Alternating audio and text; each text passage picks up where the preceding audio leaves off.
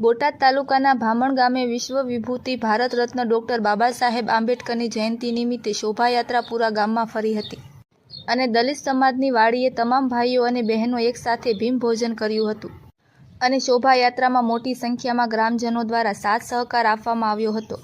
વિશેષ મહેમાન તરીકે રાષ્ટ્રીય પંચાયત એકતા મંચ અધ્યક્ષ મંજીભાઈ સોલંકી, ઇમરાનભાઈ કળગથરા, વિઠ્ઠલભાઈ સાપરિયા અને ભામણ ગામના તમામ આગેવાનો અને કાર્યકરોએ મોટી સંખ્યામાં શોભાયાત્રામાં જોડાયા હતા।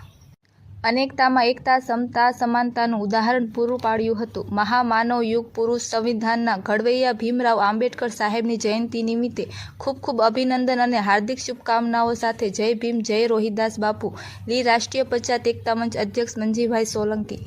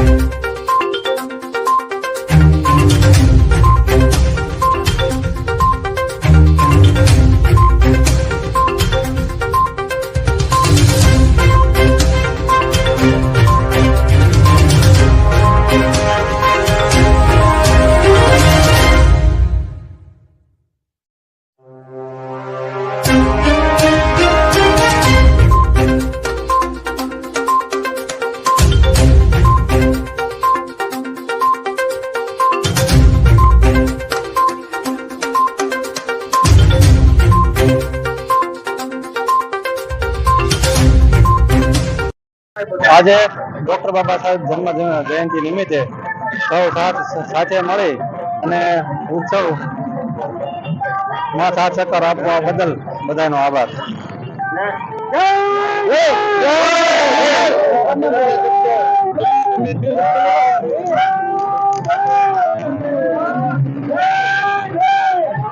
અરે ભાઈ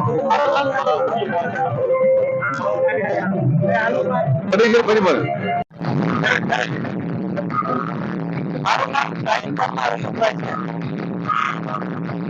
આજે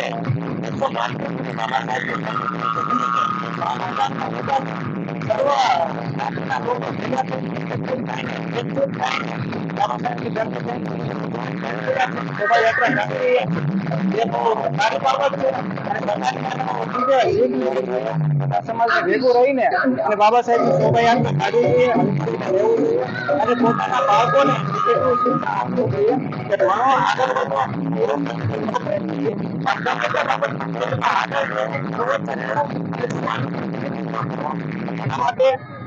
બધાને મારી એટલી અપીલ છે અને હું એવી આશા રાખું છું કે બધા પોતપોતાના શું કહેવાય વાલી હોય છે એ પોતપોતાના બાળકોને ભણાવે ગણાવે આગળ વધારે સારી પોસ્ટ ઉપર નીકળે અને નોકરી ન મળે તો કઈ નહીં પણ શું કહેવાય એવું સારું ભણતર આપે જેનાથી એના બાળકો શું કહેવાય ગમે તે અટવાય તો એને શું કહેવાય જરૂર પડે ત્યારે એ કામ લાગી શકે.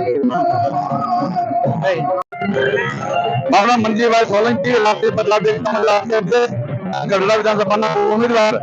આજે બાંભણ ગામની માલપા યુવાનો, દલિતો, શોષિતો અને વંચિતો દ્વારા ડોક્ટર બાબા સાહેબ આંબેડકરની 135મી જન્મ જયંતિના નિમિત્તે આખા ગામમાં જે શોભાયાત્રા નીકળવામાં આવી છે અને તમામ સમાજનો જે સાથ સહકાર મળ્યો છે એથી સાબિત થાય છે હવે કે આવનારા સમયમાં આજથી પહેલા જે ભારતની માલપા જે બાબા સાહેબને જે માત્ર દલિત પૂરતા હવે એ પૂરતા નથી. આખા ભારતની જનતાએ 140 કરોડ જનતાએ સ્વીકાર કર્યો છે કે ડોક્ટર B.R. આંબેડકર આખા ભારતના નેતા હતા, છે અને રહેવાના.